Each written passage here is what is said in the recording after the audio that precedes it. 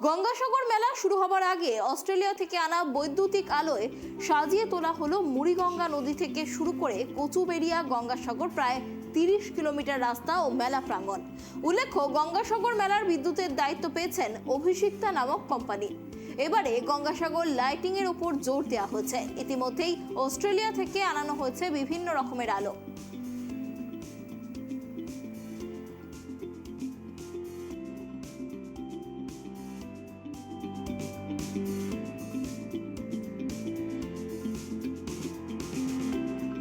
পুণ্যার্থীদের জন্য যে অস্ট্রেলিয়া থেকে লাইট আনা হয়েছে, গত বছর আমাদের যে অভিজ্ঞতা হয়েছে কাজ করতে গিয়ে, সেই অভিজ্ঞতার নিরিখে আমরা দেখেছি যে গতবারে ভ্যাসেলটা বেচুট হয়ে গেল কুয়াশার জন্য, ঘোড়ামারার দিকে চলে গেছিল।